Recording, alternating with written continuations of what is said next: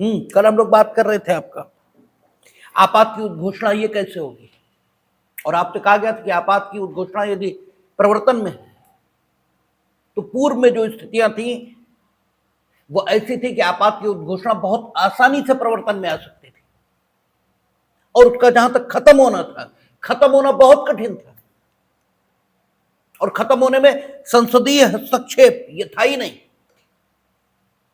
एक बार parliamentary approval लिया गया और बस उसके बाद एग्जीक्यूटिव की मर्जी है, जब तक चाहे आपातकाल को इन कंटिन्यूएशन रख सकती थी। लेकिन इन सारी चीजों पर अब लगाम आई है, अब ये स्थितियां नहीं है। आपसे कहा था कि पहले पार्लियामेंट्री अप्रूवल लेने के लिए भी 2 महीने, अगर मोटे मोटे में हम लोग बात करें कि बिफोर 44th पोजीशन क्या है और आफ्टर 44th अमेंडमेंट पोजीशन क्या है, तो मोटी मोटी जो बातें निकलती कि पहले बिफोर 44th कॉन्स्टिट्यूशनल अमेंडमेंट यानी 1977 से पूर्व जो पोजीशन है, तब आपातकाल की उद्घोषणा आंतरिक अशांति इसके आधार पर हो सकती थी। अब आंतरिक अशांति ये ग्राउंड ही नहीं है, बल्कि आंतरिक अशांति का एक स्वरूप जो वाकई युद्ध या बाह्य आक्रमण के समान देश को नुकसान पहुंचाने वाला है, वो आपात का आधार है। और जो निर्वचन का सजाती का सिद्धांत है उसके मुताबिक ये बात ठीक भी है कि युद्ध या बाह्य आक्रमण जब इन्हें आपने आधार बनाया तो डेफिनेटली जो framework of the Indian constitution है उनका मंतव्य आंतरिक अशांति के इसी प्रकार से रहा होगा जो कि सशस्त्र विद्रोह के स्वरूप का होगा। लेकिन प्रारूपण इसमें थोड़ा उनसे गलती हो गई और उन्होंने वहां आंतरिक अशांति ये लिख दिया, मतलब उनका सशस्त्र विद्रोह इसी तरह होगा क्योंकि ये आंतरिक अशांति का सबसे एग्रावेटेड स्वरूप है। और जब युद्ध या बाह्य आक्रमण के बाद इसको रखा जा रहा है तो डेफिनेटली ये सशस्त्र विद्रोह के स्वरूप का ही रहा होगा। इसलिए 44th कॉन्स्टिट्यूशनल अमेंडमेंट के बाद वहां पर उन्होंने आर्म्ड रिबेलियन ये शब्द लिया है। दूसरा हम लोगों ने देखा था मोटा मोटा जो अंतर आया है वो क्या, बिफोर 44th 2 महीने ये पार्लियामेंट्री अप्रूवल के पास, यानी एग्जीक्यूटिव 2 महीने तक संसद के पास जाए बिना जुडिशियल उसका रिव्यू होगा नहीं होगा ये तो अभी बात करेंगे, लेकिन 2 महीने तक बिना किसी चेक और बैलेंस के आपके आपातकाल को इन कंटिन्यूएशन रख सकते थे। आफ्टर 44th इस अवधि को घटाया गया है और जुडिशियल रिव्यू हो पाएगा नहीं हो पाएगा इस पर चर्चा अभी करेंगे, लेकिन फिर भी चाहे हो पाए और चाहे ना हो पाए ये तब तक नहीं हो सकता जब तक फाइनली इमरजेंसी डिक्लेयर ना हो जाए। और फाइनली कब डिक्लेयर होगी, जब पार्लियामेंट अप्रूव कर दे। यानी पार्लियामेंट्री अप्रूवल अगर पेंडिंग है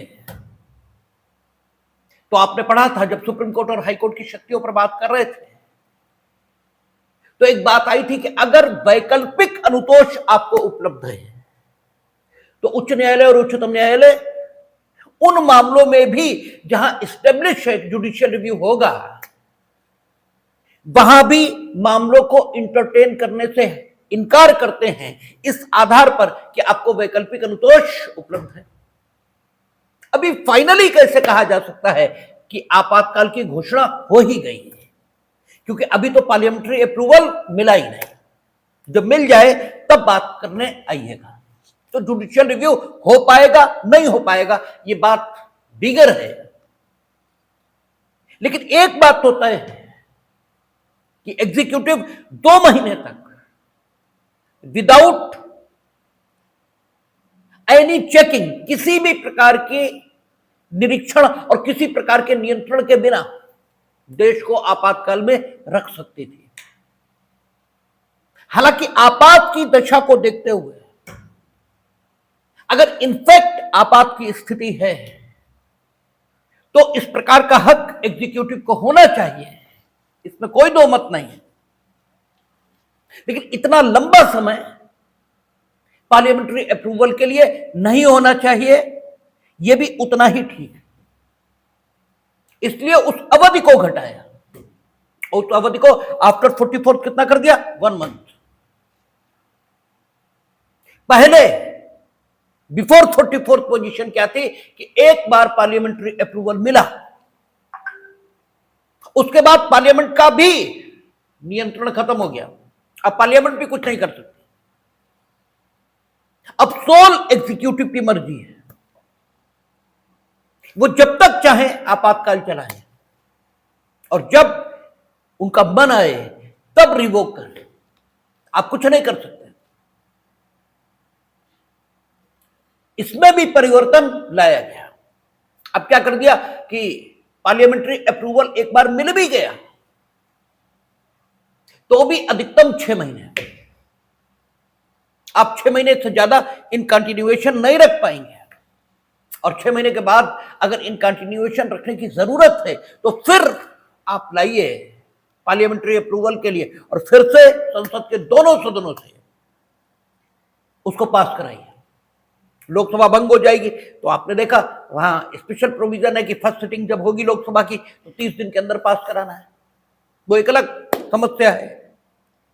और पास कराने में भी परिवर्तन आ गया। बिफोर 44 सिंपल मेजॉरिटी पास कराने के लिए, आफ्टर 44 स्पेशल मेजॉरिटी पास कराने के लिए, और आपने पास भी करा लिया तो भी स्थिति यह रहेगी कि लोकसभा के 1/10 सदस्य जिस दिन क्या करेंगे, अगर लोकसभा इन सेशन है तो लोकसभा अध्यक्ष को, और अगर इन सेशन नहीं है तो राष्ट्रपति को अपने इस आशय की सूचना देंगे कि हम चाहते हैं कि आपातकाल पर विचार करने के लिए संसद का सत्र बुलाया जाए। तो विद इन 14 डेज संसद का सत्र बुलाया जाएगा और उसमें आपातकाल पर विचार होगा और सामान्य बहुमत से अगर आपात को हटाने की जो घोषणा है या प्रस्ताव है वो पारित हो जाता है तो आपात नहीं रहेगा। यानी लागू करना कठिन किया और हटाना एकदम आसान कर दिया। ठीक है, तो आप देखेंगे कि आफ्टर 44 और आफ्टर 44 जो कॉन्स्टिट्यूशनल अमेंडमेंट आए उनके लिए बेजिम्मेदार नहीं है।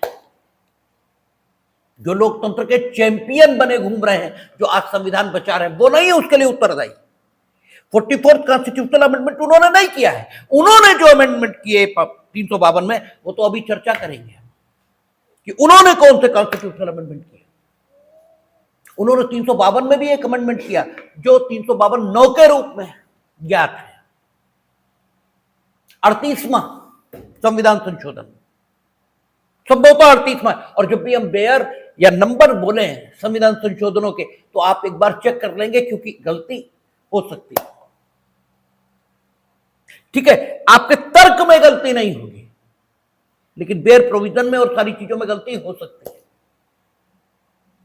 ठीक है, तो क्या 352 सबसेक्शन 9 उसकी जरूरत इसीलिए पड़ी क्योंकि 1971 में पाकिस्तान से युद्ध के आधार पर आपात की उद्घोषणा प्रवर्तन में थी, उसको समाप्त नहीं किया गया था और दोबारा फिर आंतरिक अशांति के आधार पर आपात की उद्घोषणा करनी थी। यानी 2 आधारों पर एक साथ,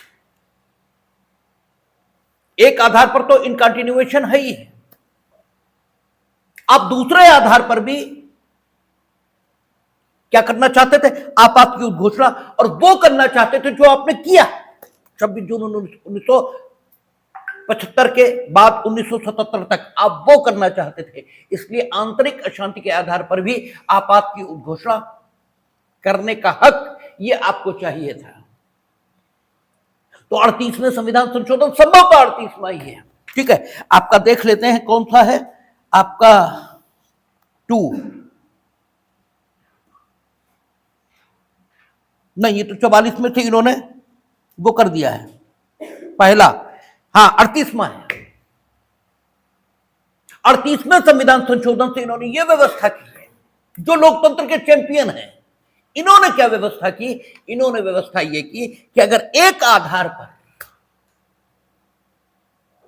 आपात की उद्घोषणा प्रवर्तन में है तो दूसरे आधार पर भी आपात की उद्घोषणा की जा सकती है। ठीक है ना। और ये बातें जनता को इसलिए नहीं पता है क्योंकि ये संशोधन जिस समय किए गए उस समय सोशल मीडिया का प्रचार नहीं था। आप तो एक इवेंट वाशिंगटन में घटती है और 10 मिनट बाद आपके हाथ में थमे मोबाइल पर वो होती है। आज सूचना का विस्फोट हुआ है और यही इनकी दिक्कत है, क्योंकि अब आप बेवकूफ नहीं बना सकते, अब हर चीज का मूल्यांकन होगा। ठीक है, हर बात तर्क की कसौटी पर रखी जाएगी, कितना ठीक कह रहे हो। कोई आपको उत्तर देता है नहीं देता, इससे कोई फर्क नहीं पड़ता, लेकिन जिसने आपको उत्तर नहीं दिया जरूरी नहीं है कि उसने आपकी बात ठीक मान ली है। उत्तर न देने के बहुत सारे कारण हो सकते हैं, उनमें से एक कारण यह भी है कि अंधे के आगे रो अपने नैना खो। ठीक है, भैंस के आगे बीन बजाओ, भैंस खड़ी पगुराए, तो उत्तर देने का लाभ तुम ही खुश रहो। ठीक है, लेकिन सामने वाले ने आपकी बात मान ली है, ऐसा कतई नहीं होता। तो आपने 38वां संविधान संशोधन किया क्योंकि आप वो करना चाहते थे जो आपने किया 26 जून 1975 से। आपने प्रेस पर सेंसरशिप लागू की। आप अभिव्यक्ति की स्वतंत्रता के चैंपियन बनते हो, प्रेस की स्वतंत्रता पर आपने सेंसरशिप लागू की। सेंसरशिप का मतलब सरकार के खिलाफ एक लाइन नहीं छपेगी, एक लाइन, आप कुछ नहीं छाप सकते सरकार के खिलाफ। आपने प्रेस पर सेंसरशिप लागू की। आपने लोगों को निवारक निरोध में भेजा, प्रिवेंटिव डिटेंशन में। ठीक है, आपने जबरदस्त ढंग से अत्याचार किए। ठीक है, और आप ये सब करना चाहते थे, इसके लिए आपने 38वां संविधान संशोधन ये किया और ये जोड़ा 352 में कि अगर एक आधार पर इन कंटिन्यूएशन है, क्या आपात की उद्घोषणा, तो दूसरे आधार पर भी कंटिन्यूएशन में की जा सकती है। यह आपका योगदान है। ठीक है ना, आपात के उपबंधों में। इसके अलावा जब 44th आया तो 44th से उन्होंने लोकसभा की अवधि के संबंध में भी यह प्रावधान किया। कहा 83 सबसेक्शन 2, कल हम कह रहे थे कि 352 में नहीं, कहीं है, हमें याद नहीं पड़ा था। तो 83 सबसेक्शन 2 में यह प्रोविजन हुआ कि अगर आपात की उद्घोषणा है और चुनाव कराना मुश्किल हो रहा है, आवश्यक समझा जा रहा है कि क्या किया जाए, लोकसभा की अवधि को बढ़ा लिया जाए। तो मैक्सिमम 1 ईयर, एक बार में लोकसभा की अवधि को बढ़ाया जा सकता है। संसद विधि बनाकर 1 वर्ष के लिए लोकसभा की अवधि को बढ़ा सकती है, लेकिन जिस दिन आपात खत्म हो जाएगा उससे 6 महीने बाद किसी भी दशा में ऐसी विधि इन कंटिन्यूएशन नहीं रहेगी। आप दुनिया में इस समय भी बहुत सारे युद्ध होते देख रहे हो। रूस यूक्रेन में युद्ध चल रहा है, इजराइल हमास में युद्ध चल रहा है। हमास, ठीक है, फलस्तीन का संगठन है, उसमें और उनमें युद्ध चल रहा है। दुनिया में बहुत सारे देश हैं इस समय, बहुत सारे नहीं होंगे लेकिन कई हैं जो युद्धरत हैं और जिनके संविधानों में आपात के उपबंध हैं। एक ने भी आपात घोषित नहीं किया है, एक ने भी नहीं किया। और आपने हमारे यहां युद्ध के नाम पर 12 साल, पूरे 12 वर्ष आपातकाल चलाया है। युद्ध के नाम पर पूरे 12 साल आपातकाल चला है। इस समय भी युद्ध चल रहा है। रूस यूक्रेन में चल रहा है। आप कहेंगे रूस बहुत ताकतवर है, उसे आपात की जरूरत नहीं, तो यूक्रेन भी उतना ही ताकतवर है। यूक्रेन को तो है, हालांकि यूक्रेन का कॉन्स्टिट्यूशन हमने नहीं पढ़ा, लेकिन हम ठीक है इस बात से आश्वस्त हैं कि भले ही आपात उपबंध जैसे उपबंध आपात उपबंध के नाम पर वहां न हो, लेकिन होंगे जरूर ऐसे कोई उपबंध, ठीक है, जिनमें ऐसी दशाओं में निपटा जा सके, ऐसी दशाओं से निपटा जा सके। तो यूक्रेन तो नहीं है उतना ताकतवर, ठीक है, रूस होगा। तो आपने 12 वर्ष आपातकाल देश में चलाया है, ठीक है। तो 38वां संविधान संशोधन आप देखें क्या कहता है, 352(9) इस अनुच्छेद द्वारा राष्ट्रपति को प्रदत्त शक्ति के अंतर्गत युद्ध या बाह्य आक्रमण या सशस्त्र विद्रोह के अथवा युद्ध या, अब यहां भी 44वें संविधान संशोधन से चूंकि आंतरिक शांति था तो इसलिए सशस्त्र विद्रोह लाए हैं, या बाह्य आक्रमण या सशस्त्र विद्रोह का संकट सन्निकट होने के विभिन्न आधारों पर एक से अधिक यानी विभिन्न आधारों पर विभिन्न उद्घोषणाएं करने की शक्ति होगी, चाहे राष्ट्रपति ने खंड 1 के अधीन पहले ही कोई उद्घोषणा की है या नहीं, और ऐसी उद्घोषणा प्रवर्तन में है या नहीं। यानी एक ही समय में राष्ट्रपति एक से अधिक आधारों पर क्या कर सकते हैं, आपात की उद्घोषणा कर सकते हैं। यह आपका कंट्रीब्यूशन है आपात उपबंधों में, ठीक है, आपका कंट्रीब्यूशन देश में आपातकाल को और ज्यादा दुरूह, और ज्यादा कठोर ये बनाने में। आपने डेमोक्रेटिक स्पिरिट के अकॉर्डिंग कोई संशोधन नहीं किया, वो तो 44th है, ठीक है। 44वें संविधान संशोधन से वो चीजें लाई गई हैं जो लाई जानी चाहिए, ठीक है। आप जरूरी नहीं है कि 83 सबसेक्शन 2 जहां कहा कि लोकसभा की अवधि बढ़ाई जा सकती है वो बढ़ाई ही जाए, ये कोई जरूरी नहीं है कि युद्ध या बाह्य आक्रमण चल रहा है तो साहब जो है वो बढ़ाई ही जाए। आप देख रहे हो दुनिया बहुत सारे देश युद्धरत, किसी ने अपनी लोकसभा की अवधि नहीं बढ़ाई, किसी ने इमरजेंसी डिक्लेयर नहीं की, ठीक है। लोकसभा की अवधि तो तभी बढ़ाओगे जब आपात की उद्घोषणा प्रवर्तन में हो, क्योंकि 83 सबसेक्शन 2 यही कहती है कि आपात की उद्घोषणा प्रवर्तन में होनी चाहिए। तो आप देखेंगे कि ये स्थिति निकल कर आ रही बिफोर 44th और आफ्टर 44th। अब सवाल एक उठता है कि क्या आपात की उद्घोषणा का न्यायिक पुनर्विलोकन यह संभव है। हमने आपसे कहा था कि दोनों तरफ तर्क हो सकते हैं। कहा कि जब राष्ट्रपति का यह समाधान हो गया है तो राष्ट्रपति का समाधान होना चाहिए। कई चीजें होती हैं जो आपके भीतर होती नहीं है, आप उन्हें प्रदर्शित कर देते हो। ऐसा आम जनजीवन में भी होता है। आपके अंदर भाव नहीं है लेकिन आप भक्ति प्रदर्शित कर देते हो, ठीक है। भगवान के आगे हाथ जोड़े खड़े हो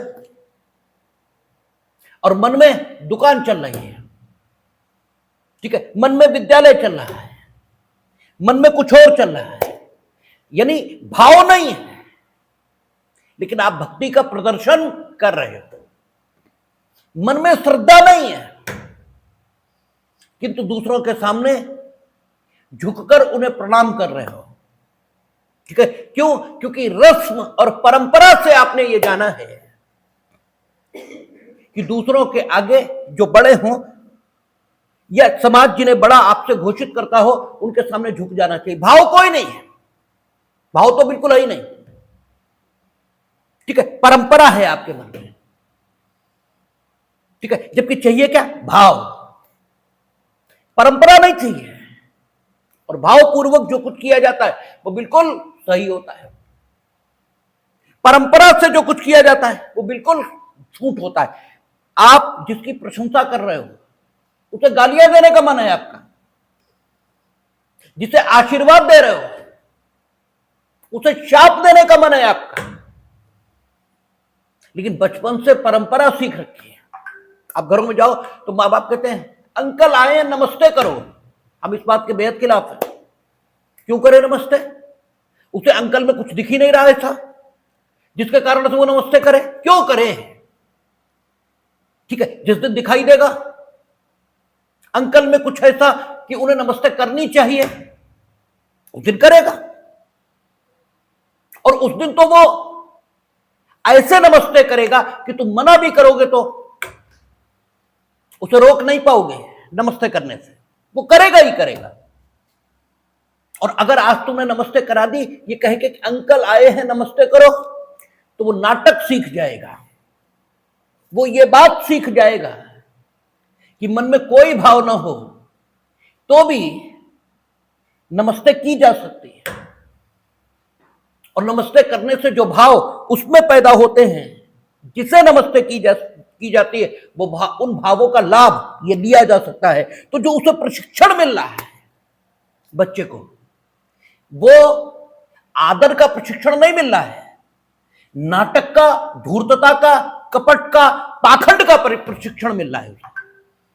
और ये आपको बचपन से प्रशिक्षण मिलता है, इसलिए आप बड़े होते होते पाखंड, कपट, झूठ इसमें ट्रेंड हो जाते हो।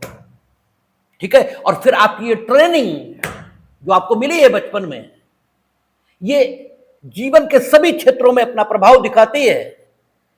और आप, ठीक है, अपने रियल पर्सनालिटी को छिपाकर, ठीक है, अपने एक कृत्रिम व्यक्तित्व के मुताबिक समाज में व्यवहार करना सीख जाते हो। और इसीलिए समाज में इतने सच्चरित्र लोग, ठीक है, समाज में इतने सच्चरित्र लोग मीनिंग दे रहे हैं, खुद को सच्चरित्र घोषित करने वाले लोग मौजूद हैं, लेकिन चरित्र देखने से भी नहीं मिलता, चरित्र ढूंढने से भी नहीं मिलता, क्योंकि चरित्र है ही नहीं। ठीक है, वो तो पाखंड है, वो तो झूठ है। ठीक है, पाखंड इसी को कहते हैं कि इनफैक्ट चीज नहीं है, आप उसका होना प्रदर्शित कर रहे हो। तो राष्ट्रपति का ये समाधान हो गया है। एक बात तो ये हुई कि वाकई हो गया राष्ट्रपति का समाधान, क्योंकि स्थिति ऐसी है तो राष्ट्रपति का समाधान होना चाहिए, हो गया है। और एक स्थिति वो है कि राष्ट्रपति ये प्रदर्शित कर रहे हैं कि उनका समाधान हो गया है, जबकि नहीं हुआ। ये ठीक वही स्थिति है कि आप ये प्रदर्शित कर रहे हो कि आपके मन में बड़ा सम्मान है दूसरे के प्रति, जबकि नहीं है। ठीक, आपके अंदर भाव नहीं है, परंपरा है। तो राष्ट्रपति का समाधान हो गया, ये एक स्थिति है, और राष्ट्रपति समाधान प्रदर्शित कर रहे हैं, ये दूसरी स्थिति है। और कॉन्स्टिट्यूशन जो हक देता है वो कब देता है? जब राष्ट्रपति का समाधान हो गया है तभी देता है। राष्ट्रपति का समाधान हो गया या नहीं हुआ, ये हमारे पास जानने का कोई तरीका नहीं है, क्योंकि इससे जानने का तरीका यही है कि हम राष्ट्रपति में घुस जाएं और जान लें कि उनका समाधान हुआ या नहीं। और घुसने का कोई तरीका हमारे पास नहीं है। तो फिर तरीका क्या है? हम कैसे जाने कि राष्ट्रपति का समाधान हुआ था या नहीं? इसका एक और तरीका विकसित हुआ है, क्योंकि कोई भी साधारण बुद्धि का मनुष्य, जीनियस नहीं, कोई भी साधारण बुद्धि का मनुष्य अगर आपात की स्थिति मानेगा उन परिस्थितियों में, जिन परिस्थितियों में राष्ट्रपति ने मानी, तो हम भी मान लेंगे कि हाँ राष्ट्रपति का समाधान हो गया होगा। वो सही कह रहे हैं, क्योंकि जो परिस्थिति थी देश में, उसमें एक सामान्य बुद्धि का मनुष्य, यद्यपि हो सकता है बहुत साहसी और बहुत संघर्षशील व्यक्तित्व अगर रहे, ठीक है, तो उन परिस्थितियों में को भी वो आपात की परिस्थिति न माने, लेकिन हम जो मान सकते हैं वो केवल इतना मान सकते हैं कि राष्ट्रपति एक साधारण साहस के व्यक्ति रहे होंगे। ठीक है, क्योंकि विशेष साहस ये परमात्मा की देन है, लेकिन साधारण साहस सभी व्यक्तियों में होता है। इसलिए मापदंड के तौर पर जो हम स्वीकार कर सकते हैं वो विशेष साहस नहीं, अति साहस नहीं, साधारण साहस को ही स्वीकार कर सकते हैं। और इसीलिए हर कानून में आपको लिखा मिलता है कि साधारण बुद्धि का मनुष्य, ठीक है, मनुष्य कम से कम साधारण बुद्धि का तो होगा ही, विशेष बुद्धि का होना या न होना ये परमात्मा की देन है, लेकिन साधारण बुद्धि के सभी होते हैं।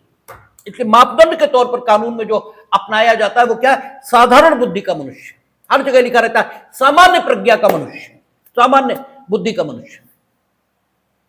तो जो परिस्थिति थी, अगर उसमें एक साधारण साहस का मनुष्य भी ये नहीं मानता कि आपात की दशा है, तो राष्ट्रपति अगर ये कहते हैं कि मेरा समाधान हो गया था, कि आपात की दशा विद्यमान है, इसका अर्थ एक ही निकलता है कि इनफैक्ट नहीं हुआ था, राष्ट्रपति प्रदर्शित कर रहे थे कि उनका समाधान हो गया है। इसलिए कोई अथॉरिटी ऐसी होनी चाहिए कि जब राष्ट्रपति इस प्रकार के प्रदर्शन के आधार पर, न कि सिचुएशन के आधार पर आपात की उद्घोषणा करें, तो उनके कृत्यों पर प्रश्न चिन्ह लगाने वाली कोई अथॉरिटी होनी चाहिए। और कॉन्स्टिट्यूशनली वो अथॉरिटी सुप्रीम कोर्ट है, हाई कोर्ट है, इसके अलावा कोई अथॉरिटी है नहीं। तो जुडिशियल रिव्यू होना चाहिए, ये एक पक्ष है। और दूसरा पक्ष इसका क्या है? इसका दूसरा पक्ष है कि हर बात के प्रति समान अनुतोष नहीं होता। और जब स्वयं संविधान जो राज्य के तीनों अंगों का क्रिएशन कर रहा है, वो संविधान स्वयं ये व्यवस्था कर रहा है कि राष्ट्रपति के इस समाधान का परीक्षण संसद करेगी अप्रूवल देने के समय, ठीक है ना। संविधान स्वयं कह रहा है ना कि विद इन 2 मंथ और अब with in 1 month you must get approved your emergency, your proposal for emergency from the parliament. तो विधायिका न्यायपालिका के बराबर की चीज है, उससे छोटी है बड़ी नहीं है, ठीक है। इसलिए जब पार्लियामेंट्री अप्रूवल स्वयं संविधान बता रहा है, तो फिर आप न्यायिक अनुतोष यहां पर कैसे ढूंढ लेंगे? आपात की दशा में कौन सा चेकिंग पॉइंट होगा, आपात की शक्तियों का दुरुपयोग न हो, इसके लिए जो नियंत्रक प्राधिकारी के तौर पर स्वीकार किया कॉन्स्टिट्यूशन ने, वो तो पार्लियामेंट है।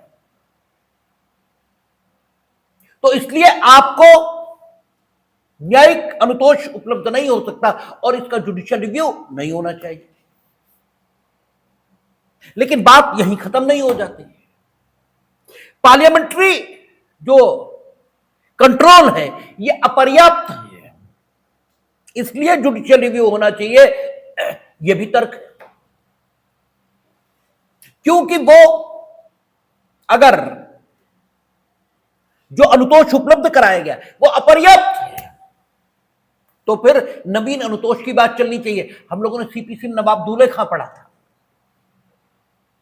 एक मुकदमा हुआ था नवाब दूल्हे खां वर्सेस स्टेट ऑफ एमपी। किस पर था? सेक्शन 9 सीपीसी पर था। सेक्शन 9 सीपीसी क्या कहता है कि सिविल न्यायालयों को उन मामलों को छोड़कर जिन मामलों पर संज्ञान करना विधि द्वारा अभिव्यक्त या विवक्षित रूप से रोक दिया गया है, सभी सिविल मामलों का संज्ञान करने की अधिकारिता होगी। और सिविल मामला कौन सा है वो आपका धारा 9 के जो स्पष्टीकरण है उनमें बताया गया है। पद संबंधी मामला, धन या संपत्ति संबंधी मामला, ये सिविल मामले माने जाएंगे, ऐसी बात आई है। और नवाब दूल्हे खां में इस बात पर चर्चा हुई है कि अगर किसी मामले में जो अनुतोष उपलब्ध करा रही है विधि, वो अनुतोष उतना प्रभावी अनुतोष नहीं है जितना प्रभावी अनुतोष सिविल न्यायालय देता है। हम नवाब दूल्हे खां के सभी एस्पेक्ट पर इस समय बात नहीं कर रहे हैं, उसमें बहुत सारे एस्पेक्ट हैं, वो तो जब सीपीसी बताई जाएगी तभी बात चलेगी। लेकिन उसके एक एस्पेक्ट पर बात कर रहे हैं। वहां क्या कहा कि अगर उतना प्रभावी अनुतोष वो विधि जो सिविल न्यायालय जाना रोक रही है सिविल मामले में भी, अगर कोई विधि है जो सिविल मामले में भी सिविल कोर्ट जाना रोक रही है, वो विधि उतना प्रभावी अनुतोष नहीं देती जितना प्रभावी अनुतोष सिविल कोर्ट देता है। तो इस तथ्य के बावजूद कि उस विधि में सिविल न्यायालय जाने पर रोक लगाई गई है, सिविल न्यायालय को संबंधित मामले का संज्ञान करने की अधिकारिता होगी। अगर वो प्रिंसिपल यहां पर अप्लाई किया जाए तो न्यायिक अनुतोष आवश्यक प्रतीत होता है, क्योंकि पार्लियामेंट्री जो ठीक है आपका नियंत्रण है वो अपर्याप्त दिखाई देता है, क्योंकि पार्लियामेंट में सरकार हमेशा बहुमत में होती है। ठीक है, और चलो पार्लियामेंट्री अप्रूवल आफ्टर 44th सरकार के बहुमत में होने के बावजूद मिलना कठिन हो जाएगा, क्योंकि अब स्पेशल मेजॉरिटी चाहिए और हो सकता है स्पेशल मेजॉरिटी मैनेज करने में सरकार असफल हो जाए। लेकिन बिफोर 44, क्योंकि आफ्टर 44 तो कोई लगा ही नहीं आपात का, बिफोर 44 तो सिंपल मेजॉरिटी चाहिए थी, और सिंपल मेजॉरिटी में तो सरकार हमेशा होगी। सिंपल मेजॉरिटी में सरकार न हो ये तो असंभव है, तो सरकार तो पास करा ही लेगी। तो पार्लियामेंट्री जो कंट्रोल है ये तो अपर्याप्त दिखाई देता है। और अगर बात करें तो कम से कम बिफोर 44 2 महीने और आफ्टर 44 1 महीने, इसे आपात की स्थिति में देश को रखना ये तो कतई कठिन नहीं, क्योंकि उसमें तो पार्लियामेंट्री अप्रूवल चाहिए ही नहीं, वो तो केवल मंत्रिमंडल की सिफारिश, और बिफोर 44 तो केवल प्रधानमंत्री की सिफारिश। ठीक है, तो आपात की स्थिति के प्रति जो अनुतोष कॉन्स्टिट्यूशन उपलब्ध करा रहा है वो अपर्याप्त है, इसलिए इस ओर पलड़ा ज्यादा झुकता है कि इसका जुडिशियल रिव्यू होना चाहिए। अब जुडिशियल रिव्यू होना चाहिए, ये पहली बार बात थोड़ी पैदा हुई। सबसे पहली बार ये बात पैदा हुई किसमें? Bhutnath versus State of West Bengal में, और उसमें ये सारी बातें डिस्कस हुई। लेकिन कोर्ट का जो रुख आया, उन्होंने कहा ठीक चलो मान लिया पार्लियामेंट्री अप्रूवल एक अनुतोष के तौर पर उपलब्ध कराया गया है और वो अपर्याप्त है, लेकिन अंततः सरकार को चुनावों में जाना ही पड़ेगा। और अगर उन्होंने गलत ठीक है आपका आपातकाल घोषित किया है तो चुनावों में पराजित होंगे। लेकिन विद ड्यू रेस्पेक्ट यहां पर यह तर्क है कि भूतनाथ जिन्होंने सुना वो जजेस किसके द्वारा अपॉइंटेड थे आपको बेहतर मालूम है। वो उन्हीं के द्वारा अपॉइंटेड थे जिन्होंने आपात की जो दशा है या आपात के जो उपबंध है उनका जबरदस्त दुरुपयोग किया है। ठीक है, उन्हीं के द्वारा अपॉइंटेड थे। आप इस बात को ध्यान ही नहीं रख रहे कि अगर एक बार, क्योंकि जिस समय भूतनाथ डिस्कस हो रहा है उस समय 44 पास नहीं हुआ है, उस समय 44वां संविधान संशोधन पास नहीं हुआ है, और तब स्थिति क्या है कि एक बार पार्लियामेंट्री अप्रूवल मिल जाए वो भी सिंपल मेजॉरिटी से, तो जब तक चाहो तब तक शासन चलाओ, कोई दिक्कत नहीं आने वाली। आप इस दशा को ध्यान में नहीं रख रहे, और आप इस दशा को भी ध्यान में नहीं रख रहे कि संविधान ने फंडामेंटल राइट के बारे में जो कॉन्सेप्शन रखा है वो कॉन्सेप्शन ये कि आदमी इन्हें लेकर पैदा हुआ है, और चूंकि आपात की दशाएं हैं इसलिए आदमी को जो अधिकार ईश्वर ने दिए उन पर भी प्रतिबंध लगाने का, ठीक है, सीमित भले ही सही, क्योंकि 359 में जो रोका जाएगा वो मूल अधिकार का प्रवर्तन रोका जाएगा, मूल अधिकार बना रहेगा। इस एस्पेक्ट पर विचार करेंगे जब इमरजेंसी प्रोविजन का इफेक्ट देखेंगे हम फंडामेंटल राइट पर।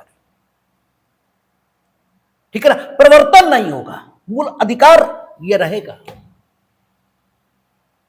ठीक है। और जब रहेगा तो सरकार से अपेक्षा यही की जाती है कि मूल अधिकार का सम्मान करें। ये ठीक है, आप मेरे खिलाफ कोई शिकायत नहीं कर सकते, तो इसका अर्थ ये तो नहीं कि हम आपको मारें, ठीक है। हम में भी तो कोई मॉरलिटी चाहिए। आप मेरे खिलाफ शिकायत नहीं कर सकते तो आपकी इस दुर्दशा का या इस विवशता का हम लाभ उठाएं। तो फंडामेंटल राइट का प्रवर्तन, इंफोर्समेंट, ये सस्पेंड होता है, फंडामेंटल राइट सस्पेंड नहीं होता कभी भी, ठीक है। तो जो कभी सस्पेंड नहीं होता और जो ईश्वर प्रदत्त है, स्थिति की आवश्यकता के कारण यदि ठीक लगता है तो उस पर कुछ समय तक लागू करने पर रोक आ जाए, ये बात सही है। लेकिन एक लंबे समय तक बिना किसी नियंत्रण के किसी को उस सारी स्थिति को सस्पेंड करने का हक दिया जाए, ये तो बात सिरे से गलत लगती है। लेकिन भूतनाथ में इसी की पुष्टि हुई है और उन्होंने कहा कि पॉलिटिकल रेमेडी और पार्लियामेंट्री रेमेडी यही कॉन्स्टिट्यूशन दे रहा है। आपातकाल के खिलाफ जुडिशियल रेमेडी उपलब्ध नहीं है। ये भूतनाथ का डिसीजन है। Bhutnath versus State of West Bengal, this is the first case in which this question has been considered by the Supreme Court, that the declaration of the emergency could be judicially reviewed or not. और इसमें जो निर्णय आया है, उस निर्णय में कहा गया कि आपका जो आपात की उद्घोषणा है, इसके प्रति संविधान में संसदीय नियंत्रण और संसदीय अनुतोष ये उपलब्ध कराया गया है। और अंततः ये पॉलिटिकल क्वेश्चन है, ये राज्य व्यवस्था से संबंधित सवाल है। इसके विरुद्ध न्यायिक अनुतोष उपलब्ध नहीं है, बल्कि चुनावों में राजनैतिक तौर पर या राजनैतिक प्रक्रिया के माध्यम से देश के निवासियों को अनुतोष मिलेगा, इसका न्यायिक पुनरीक्षण संभव नहीं। अब जो आपात की स्थिति का लाभ उठा रहे थे, कौन लोग उठा रहे थे, उसे बताने की जरूरत नहीं, आप सब जानते हैं कि कौन लोग सरकारों में थे। उन्हें यह लगा, ठीक है ना, और तब तक वो शासन में आ चुके थे या आ चुकी थी जिन्होंने 26 जून 1975 का आपातकाल लागू किया। तो उन्हें डर ये लगा, ये तो कोर्ट है, कोई न्यायाधीश ऐसा भी आ सकता है जो मुक्त स्वभाव का हो। कोई जरूरी थोड़ा है कि आप ही के लोग, आप ही की जैसे सोच और आपकी बोली बोलने वाले लोग वहां बैठेंगे, कोई आवश्यक नहीं है। कोई मुक्त सोच का आदमी आ गया, उसने इस बात को बदल दिया, उसने वही मापदंड लागू कर दिया।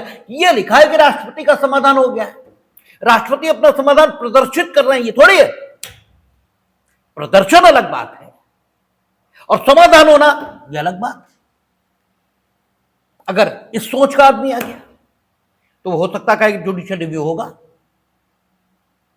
तो इस बात को जल्द से जल्द कानूनी जामा पहना दिया जाए, ठीक है। तो क्या किया कि Bhutnath versus State of West Bengal में जो डिसीजन था उसे 352(5) में संशोधन करके जोड़ दिया।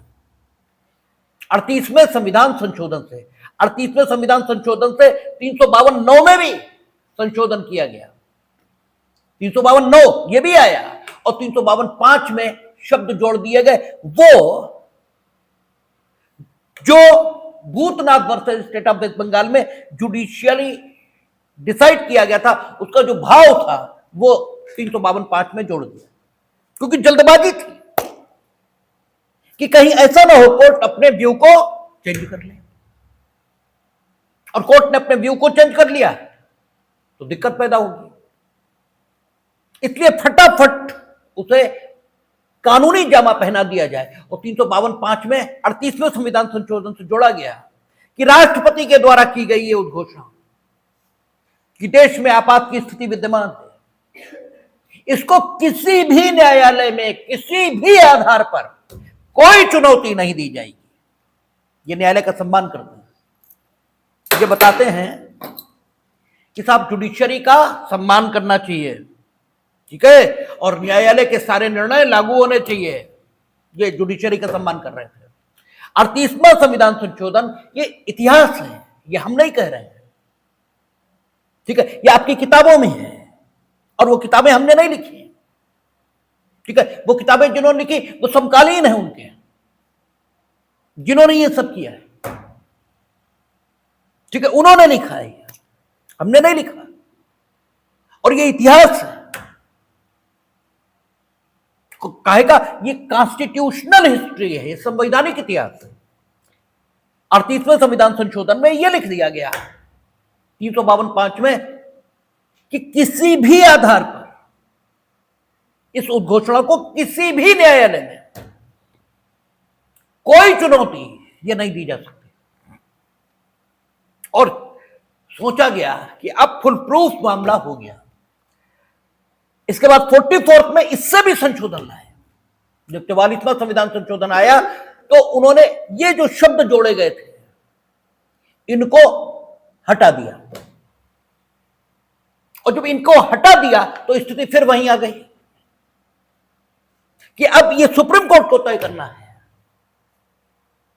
कि वो क्या व्यू अपनाता है, ठीक है ना। राष्ट्रपति का समाधान हो गया है, इन शब्दों के प्रति किस व्यवहार को, किस एटीट्यूड को वो अपनाता है, ये फिर उसी के डोमेन में आ गया, क्योंकि वो शब्द जो जोड़े गए थे वो तो हट गए, ठीक है ना। तो न्यायालय के प्रति सम्मान कौन प्रदर्शित कर रहा है देश में, ये ठीक है खोज का विषय है, ठीक है। हमारी बात बिल्कुल न मानी है, मानने की जरूरत भी नहीं, ठीक है ना। और आप सिर्फ हमें सुन लेते हैं, इतना ही काफी है। लेकिन मेरी बात के आधार पर अगर कोई खोज संभव हो सके तो वो जरूर करिए और अपने निष्कर्षों पर आइए, उन निष्कर्षों पर नहीं जो डेंट पेंट किए हुए टीवी पर बैठे हुए लोग आपको समझाते हैं, उन निष्कर्षों पर मत आइए। आपको ईश्वर ने बुद्धि दी है, उसका उपयोग करिए। मेरी भी मत मानिए, मेरी मानने की कतई कोई जरूरत भी नहीं है, और हमने भी किसी की नहीं मानी, ठीक है ना। हम अपने निष्कर्षों पर हैं, क्योंकि हमारे परिवार के लोग परंपरा से उन्हीं लोगों के साथ रहे जिन्होंने ये सब किया। हम अपने घर में पहले हैं जो उन लोगों के साथ नहीं है, ठीक है ना। तो हमने अपनी खोज की है ना, हमने परंपरा से प्राप्त ज्ञान को अस्वीकार किया है, और आपको भी इसे परंपरा से प्राप्त ज्ञान को अस्वीकार करना चाहिए। ये तथ्य हैं जो आपके सामने रखे जा रहे हैं, इनके आधार पर खोज करिए और अपने निष्कर्षों पर आइए। किसी के द्वारा प्रदत्त निष्कर्षों को स्वीकार बिल्कुल मत करिए। तो 38वें संविधान संशोधन से जो कुछ जोड़ा गया वो फिर हट गया, और जिसने हटाया वो नहीं है जो न्यायालय के सम्मान की बातें करते हैं, वो भी प्रदर्शन है, कोई सम्मान नहीं, कोई सम्मान नहीं, ठीक है ना। सम्मान भाव से पैदा होता है, और भाव का तो अभाव है, भाव तो है ही नहीं, वो तो प्रदर्शन है, नाटक है, कपट है, पाखंड है, आडंबर है, ठीक है। तो ये इसके बाद 44 में से ये म्यूट हो गया, अब स्थिति फिर वही। अब इसके बाद क्योंकि राष्ट्रीय आपातकाल घोषित नहीं हुआ, 352 में जो आपातकाल घोषित होता है वो घोषित नहीं हुआ, इसलिए नहीं कहा जा सकता कि सुप्रीम कोर्ट का एटीट्यूड अगर आप घोषित होता है तो इन शब्दों के प्रति कि राष्ट्रपति का यह समाधान हो गया, क्या होगा ये कंफर्म नहीं बोला जा सकता। लेकिन जो सिचुएशन है, गंगा जिस दिशा में बह रही है उस दिशा को देखकर अनुमान लगाया जा सकता है कि गंगा का अगला डेस्टिनेशन क्या होगा, ठीक है ना। एक अनुमान भी होता है। तो गंगा जिस दिशा में बह रही है उस दिशा को देखकर जो अनुमान लगता है वो यही लगता है कि अगर अब आपात की उद्घोषणा होती है तो राष्ट्रपति का समाधान हो गया है। इन शब्दों के प्रति जो जुडिशियल एटीट्यूड होगा वो यही होगा कि जुडिशियल रिव्यू होगा, ठीक है ना। इन शब्दों का कि राष्ट्रपति का वाकई समाधान हुआ था, ये वो समाधान प्रदर्शित कर रहे थे, ठीक है ना। ये अनुमान किस बात के आधार पर लग रहा है? क्योंकि अनुमान के लिए कोई आधार होना चाहिए। निराधार अनुमान तो उसे क्या बोलते हैं? निराधार जो अनुमान होता है उसे क्या बोलते हैं? खामख्याली। उसका नाम है खामख्याली। ये खामखा का ख्याल है, उसे खामख्याली कहा जाता है, उसे अनुमान नहीं कहा जाता। एक जैसी स्थिति के लिए अलग अलग शब्द होते हैं भाषा में, ठीक है। स्थिति आपको एक जैसी दिखती है। हमने एक दिन कहा था आपसे कि राग क्या है और प्रेम क्या है, दोनों एक जैसे दिखते हैं क्योंकि दोनों में लगाव है। हमने आपसे कहा था कि राग प्रेम है किंतु सकारण, और प्रेम है किंतु अकारण। अकारण यानी कहने का अर्थ यह कि आपसे किसी को प्रेम है तो सिर्फ इसलिए क्योंकि आप हैं और कुछ नहीं। और अगर आपको प्रेम सकारण है, ये मेरे बेटे हैं इसलिए प्रेम है, ठीक है ना। मेरे बेटे नहीं होते तो नहीं होता, और मेरे बेटे हैं ये भी प्रेम का आधार तभी तक रहेगा जब तक मेरे होने का भाव मेरे अनुसार ये प्रदर्शित करते रहेंगे, अर्थात हम जो कहेंगे वही करते रहेंगे, तब तक ये मेरे बेटे मेरे ही रहे। लेकिन मेरे खिलाफ, मेरी इच्छा के खिलाफ चलना शुरू करते हैं तो लोग जायदाद से बेदखल अपने बेटे को भी कर देते हैं। ये राग है, ये प्रेम नहीं है, ये सकारण है। प्रेम वो है जो अकारण है, ठीक है। बताते हैं हजरत मोहम्मद पर कूड़ा फेंक दिया जाता था, बताते हैं बुद्ध के ऊपर थूक देते थे लोग, ठीक है। उन्हें भी लोग वो जो लोग थे उन्होंने उनसे भी घृणा नहीं की, उनके प्रति भी वो प्रेम पूर्ण ही रहे। ये है प्रेम जो अकारण है, इसका कोई कारण नहीं है। इसका कारण अगर माने तो सिर्फ इतना है कि वो भी वहीं से आया है जहां से ये आए हैं, इसलिए वो मानते हैं कि ये अलग नहीं है, ये मेरा ही विस्तार है, हम ही हैं, क्योंकि अंततः हम दोनों एक ही स्रोत से आए हैं। ये प्रेम है, ये राग है, दोनों स्थितियां अलग अलग हैं लेकिन ठीक है एक जैसी दिखती हैं। ऐसे खामोख्याली और अनुमान, खामोख्याली निरर्थक ख्याल है और अनुमान आधारयुक्त चिंतन है। तो अगर ये खामोख्याली नहीं है तो डेफिनेटली इसका कोई आधार होगा। तो आधार क्या है? तो मिनर्वा मिल, पहली चीज मिनर्वा मिल, इसमें 42nd अमेंडमेंट को चुनौती मिली थी, और 42nd अमेंडमेंट को जब चुनौती मिली तो मिनर्वा मिल में जुडिशियल डिसीजन जो आया है सुप्रीम कोर्ट का, उसमें उन्होंने कहा जुडिशियल रिव्यू ये क्या है? संविधान के आधारभूत ढांचे का भाग है। और कोई संविधान संशोधन, अगर आधारभूत ढांचे का भाग कोई चीज बन गई तो न तो कोई संविधान संशोधन और न ही कोई कानून ऐसा पारित किया जा सकता है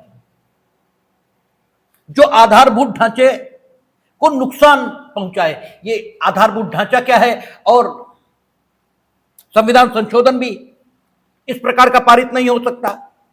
इस सब पर विस्तार से बात तब होगी जब 368 यानी संविधान संशोधन आपको बताया जाएगा, और तब आपको बताया जाएगा कि संसद की दो क्षमताएं हैं, एक उसकी कॉन्स्टिट्यूएंट, ठीक है, उसकी कॉन्स्टिट्यूएंट यानी संविधायी क्षमता है, और एक उसकी लेजिस्लेटिव कैपेसिटी है यानी विधायी क्षमता है। जब वो कॉन्स्टिट्यूएंट फंक्शन करती है, कॉन्स्टिट्यूएंट कैपेसिटी में फंक्शन करती है तो संविधान संशोधन करती है, और जब वो विधायी लेजिस्लेटिव कैपेसिटी में फंक्शन करती है तो कानून बनाती है। बताएंगे सारी बात, लेकिन फिलहाल मिनर्वा मिल में ये कहा कि कोई संविधान संशोधन ऐसा नहीं हो सकता जो जुडिशियल रिव्यू को खत्म करता हो। क्यों? जुडिशियल रिव्यू बेसिक स्ट्रक्चर का पार्ट है। जस्टिस भगवती इससे भी आगे गए और जस्टिस भगवती ने स्पेसिफिकली मेंशन किया किसको? आपात बंदों को, उन्होंने कहा कि अगर 38 अमेंडमेंट अब किया गया होता तो हो सकता है इस आधार पर कि वो जुडिशियल रिव्यू का निगेशन करता है, उसे अनकॉन्स्टिट्यूशनल भी घोषित कर दिया गया होता। अगर 44 से उसे ठीक है आपका हटाया ना गया होता, ठीक है। अब 42nd चैलेंज हुआ है मिनर्वा मिल में, 44th हो चुका है, क्योंकि चैलेंज कब मिलेगा ये तय नहीं है, ठीक है। हो सकता है 1947 की विधि आज चैलेंज हो, इससे क्या है, ठीक है ना। तो उन्होंने कहा कि 44th हो चुका है, अगर ना हुआ होता तो शायद आज इसे अनकॉन्स्टिट्यूशनल घोषित कर दिया जाता। और उन्होंने कहा यह बात न समझ में आने योग्य है कि अगर राष्ट्रपति ने विदाउट एप्लीकेशन ऑफ माइंड या अपनी शक्ति के बाहर जाकर, ठीक है, विदाउट एप्लीकेशन ऑफ माइंड सोचा ही नहीं, देखा ही नहीं आपात की स्थिति है या नहीं है, ऐसे ही 26 जून 1975 की घोषणा हुई थी। बताते हैं कि तत्कालीन राष्ट्रपति बाथरूम में नहा रहे थे,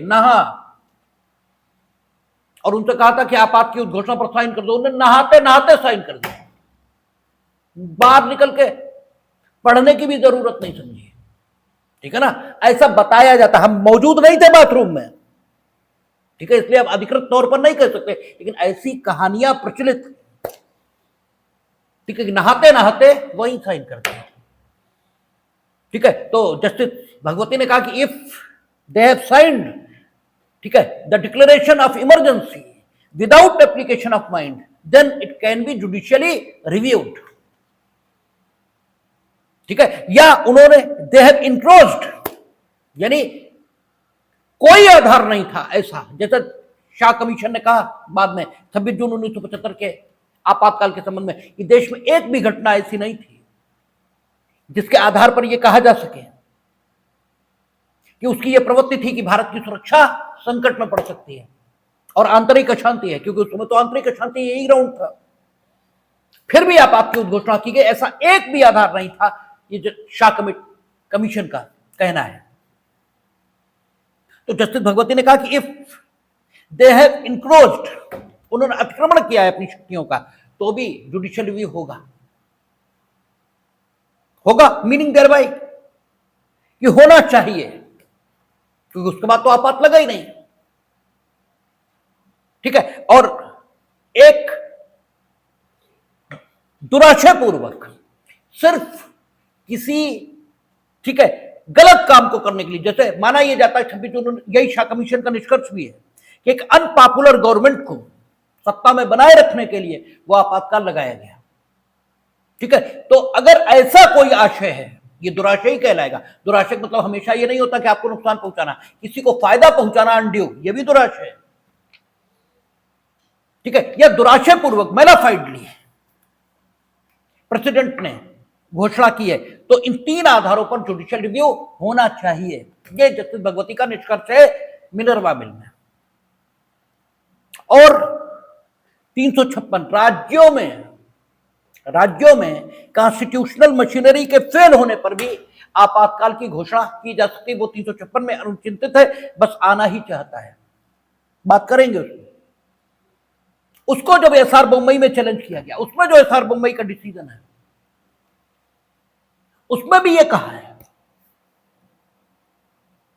विस्तार से बात करेंगे, फिलहाल जो प्रासंगिक है सिर्फ उतने पर बात कर रहे हैं। उसमें भी ये कहा कि अगर राष्ट्रपति ने अपनी राय जिस मटेरियल के आधार पर बनाई है, वो मटेरियल ऐसा है कि उसके आधार पर कोई भी ये राय नहीं बना सकता कि राज्य का शासन संविधान के उपबंधों के मुताबिक नहीं चल सकता, कोई नहीं बना सकता। अगर स्थिति यह है कि 2-4 लोग बनाएंगे, 10-12 लोग नहीं बनाएंगे, तो बात अलग है। उन्होंने कहा हम इस पर बात नहीं कर रहे हैं कि आपने जिन आधारों पर ये अपना सेटिस्फेक्शन जाहिर किया है कि राज्य का शासन संविधान के उपबंधों के अनुसार नहीं चलाया जा सकता, वे आधार इतने पर्याप्त होने चाहिए कि हर कोई इसी निष्कर्ष पर आ जाए जिस पर आप आए लेकिन इतना जरूर होना चाहिए कि कोई तो आए। उन्होंने कहा कि मटेरियल की पर्याप्तता,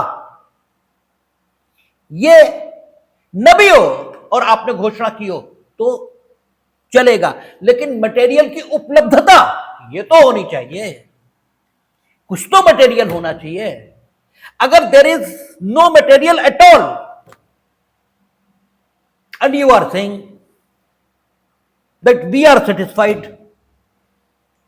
ठीक है, that the functioning of government of a state can not be, ठीक है, आपका वो सुनिश्चित नहीं की जा सकती संविधान के उपबंधों के अनुसार, तो आप ये सिर्फ कह रहे हो, इट इज मियर सेइंग, और ये प्रदर्शन है, ये वास्तव में आप कह नहीं रहे, ये कहने का नाटक कर रहे हो, जैसे आप सम्मान कर नहीं रहे, सम्मान का नाटक कर रहे हो,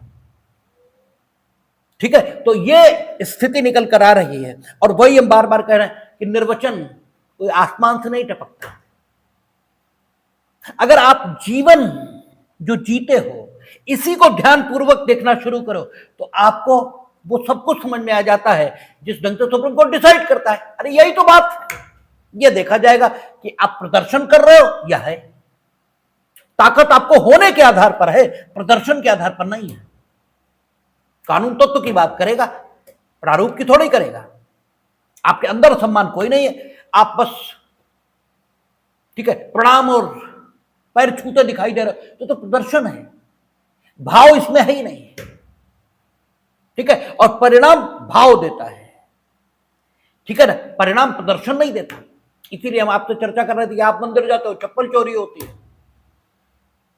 ठीक है, और अन्य लोग जाते हैं उन्हें ईश्वर मिला नहीं मिला नहीं मालूम हमें, लेकिन उनके चेहरे की शांति बोलती है, उनका संतोष बोलता है, ठीक है, उनके चित्त की शांत अवस्था यह बोलती है कि उन्हें कुछ तो मिला ही है जो तुम्हें नहीं मिला। उसे ईश्वर कहो, उसे कुछ भी कहो, लेकिन उन्हें कुछ मिला है जो आपको नहीं मिला, ठीक है। क्यों तुम रोते गए थे और चिल्लाते आए, ठीक है, रोते गए थे मांगते हुए और चप्पल चुर गई ये चिल्लाते हुए आए, ठीक है। वो रोते गए थे और शांत आए, तो उन्हें तो कुछ मिला, तुम्हें वो नहीं मिला है। इसलिए, और उन्हें क्यों मिला? क्योंकि भाव था, ठीक है। तुम्हें क्यों नहीं मिला? क्योंकि तुम्हारे अंदर नाटक और प्रदर्शन था, ठीक है, जो तुम्हें बचपन से सिखाया गया था। इसीलिए हम इस बात के बेहद खिलाफ हैं, हम मना करते हैं। हमारे एक मित्र हैं, उनका लड़का, ठीक है, IIT में सेलेक्ट हुआ, हम पहुंचे, उन्होंने कहा पैर छुओ। अब हम देख रहे हैं वो झिझक रहा है, वो हमारे छूते हैं, तो हमने ये कहा कि तुम काहे छुपा रहे हो, तुम ये बताओ कि तुम भी तो फर्स्ट क्लास स्कॉलर रहे, तुमने कब मेरे पैर छूने शुरू किए थे, ठीक है। हमने उन्हें घटना याद दिलाई, हमने कहा तब शुरू किए थे, उससे पहले नहीं। ऐसे ही इसके जीवन में जब कोई ये घटना घटेगी कि ये देखेगा कि नहीं अमुक व्यक्ति पैर छूने लायक है, तो तुम्हें कहना नहीं पड़ेगा क्यों इसके मन में पाखंड पैदा कर रहे हो, क्यों नाटक पैदा कर रहे हो। ये तुम्हारे कहने से छूना सीख जाएगा, एक नाटक और सीख लेगा कि जिसके प्रति मन में कोई श्रद्धा नहीं उसे भी नमस्ते की जा सकती है, ठीक है। और ये पाखंड फिर इसके जीवन में चारों ओर दिखाई देगा क्योंकि ये सीख लिया है इसने, ठीक है। इसलिए ऐसा नहीं करना चाहिए, ठीक है। तो आप देखेंगे कि यही SR बोम्मई में कहा उन्होंने कि आखिर पर्याप्त न हो, उपलब्ध तो हो, कुछ तो हो, ऐसा तो हो कि कोई उस निष्कर्ष पर आ जाए कि राज्य का शासन संविधान के उपबंधों के मुताबिक नहीं चला जा सकता। तो मिनर्वा मिल और SR बोम्मई ये इस तथ्य पर रोशनी डाल रहे हैं कि अगर अब आपात की उद्घोषणा होती है तो सुप्रीम कोर्ट का रेस्पॉन्स क्या आएगा, ठीक है ना। यद्यपि कंफर्म कुछ नहीं कहा जा सकता क्योंकि 352 की आपात की उद्घोषणा अब दोबारा हुई नहीं है, लेकिन फिर भी यह माना जा सकता है कि अगर हुई तो जो रेस्पॉन्स आएगा वो रेस्पॉन्स क्या होगा इसका सहज अनुमान लगता है। अब आपात की उद्घोषणा बिफोर 44, आफ्टर 44 उसका जुडिशियल रिव्यू हो सकता है, नहीं हो सकता, ये सारी बातें हुई। और आपात की उद्घोषणा, इसके प्रभाव क्या होंगे, तो प्रभाव आपका उन्होंने 353 और 354 जो नक्शल में हमने आपको शुरुआती दौर में बताए थे, ठीक है ना।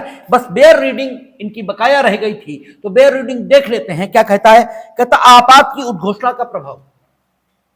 जब आपात की उद्घोषणा प्रवर्तन में है, तब संविधान में किसी बात के होते हुए भी, क्योंकि आपात की उद्घोषणा प्रवर्तन में है, अब संविधान में किसी बात के होते हुए भी, यानी सारी संवैधानिक व्यवस्था सस्पेंड हो जाएगी।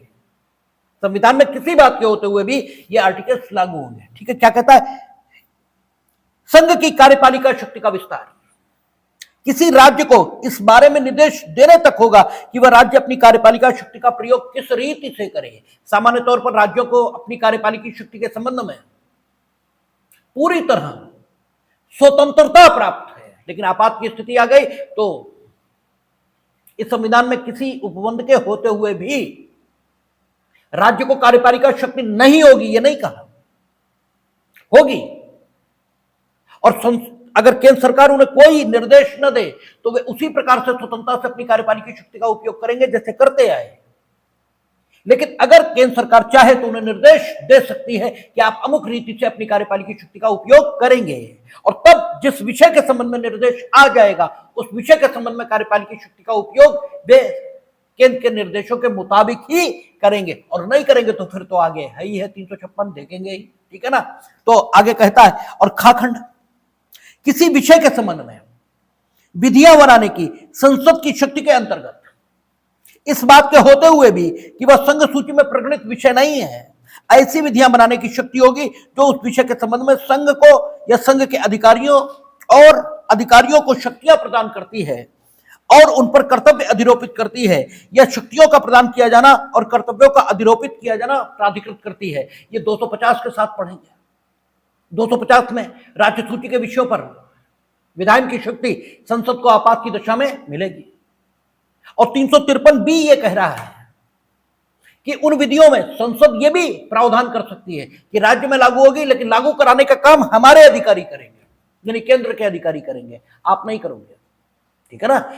तो वो जैसे लॉ एंड ऑर्डर मेंटेन करने का काम वो सीआरपीएफ को दे सकते हैं, वो भी तो पुलिस फोर्स है, वो कहते हैं हम सीआरपीएफ से लागू कराएंगे, ठीक है ना, बीएसएफ से लागू कराएंगे, तो ये भी किया जा सकता है। ये उदाहरण हमने इसलिए दिया क्योंकि आपको पुलिसिंग की भाषा में समझ में ज्यादा आता है, इसलिए, ठीक है ना। तो आपका ये भी कर सकते हैं। परंतु जहां आपात की उद्घोषणा भारत के राज्य क्षेत्र के केवल किसी भाग में प्रवर्तन में, मानिए केवल पंजाब में है, ठीक है, तो क्या उत्तर प्रदेश राज्य के लिए संसद ऐसी विधियां बना सकती है, ठीक है, जो राज्य सूची में प्रकटित विषय पर बनाई गई है, और उन विधियों के प्रवर्तन का अधिकार केंद्र के अधिकारियों को दे सकती है, तो वो भी दिया जा सकता है। क्योंकि उत्तर प्रदेश में पंजाब में गड़बड़ करने वाले लोग आके उत्तर प्रदेश में रहना शुरू कर दें, तैयारी यहां करें, परिणाम वहां हो,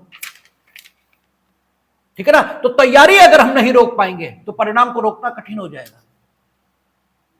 इसलिए जो आपका अराजक तत्व है वो लाभ ना उठा पाए, इसलिए परंतु जोड़ा गया कि अगर भारत के राज्य क्षेत्र के एक भाग में आपात की उद्घोषणा प्रवर्तन में है तो दूसरे भाग के संबंध में भी संसद को इस प्रकार की विधियां बनाने की और इस प्रकार विधियों को लागू कराने के लिए अपने प्राधिकारियों की शक्ति का उपयोग करने की ताकत होगी, ये लिखा है, ठीक है ना। परंतु जहां आपात की उद्घोषणा भारत के राज्य क्षेत्र के केवल किसी भाग में परिवर्तन में है, वहां यदि और जहां तक भारत या उसके राज्य क्षेत्र के किसी भाग की सुरक्षा भारत के राज्य क्षेत्र के उस भाग में या उसके संबंध में जिसमें आपात की उद्घोषणा प्रवर्तन में है होने वाले क्रियाकलाप के कारण संकट में है, यानी एक भाग में प्रवर्तन में है और दूसरे भाग की सुरक्षा संकट में है, ठीक है ना। तो दोनों के लिए तो खंड का के अधीन निर्देश देने की जांच संघ की कार्यपालिका शक्ति का और खंड खा के अधीन विधि बनाने की संसद की शक्ति का विस्तार किसी ऐसे राज्य पर भी होगा जो ऐसे राज्य से भिन्न है जिसमें या जिसके किसी भाग में आपात की घोषणा प्रवर्तन में है। पंजाब में आपात की घोषणा प्रवर्तन में है, यूपी में नहीं है, लेकिन यूपी की सुरक्षा भी उस भाग में चल रही गतिविधियों के कारण संकट में है, या यूपी में चल रही गतिविधियों के कारण वहां की सुरक्षा संकट में है, तो यद्यपि उत्तर प्रदेश के संबंध में ऐसी उद्घोषणा प्रवर्तन में नहीं है, लेकिन इसके बाद भी संसद की विधि बनाने की और कार्यपालिका निर्देश देने की शक्ति का विस्तार वहां तक होगा। यानी आपात की उद्घोषणा का प्रभाव 250 में दिखाई देगा, 251 में दिखाई देगा, 358, 359 में दिखाई देगा, 353 में दिखाई देगा और 354 में दिखाई देगा। 354 वित्तीय व्यवस्था, कार्यपालिका व्यवस्था सस्पेंड हो जाएगी 353 के मुताबिक, ठीक है ना। विधि बनाने का हक आ जाएगा 250 के मुताबिक। फंडामेंटल राइट पर इफेक्ट होगा जाके 358 और 359 के मुताबिक। अब मामला सिर्फ वित्तीय बचा, तो वित्तीय व्यवस्था को सुनिश्चित करने वाले उपबंध भी सस्पेंड हो जाएंगे, किसके? 354 के मुताबिक। 354 और 355 पर कल बात करेंगे, देखें।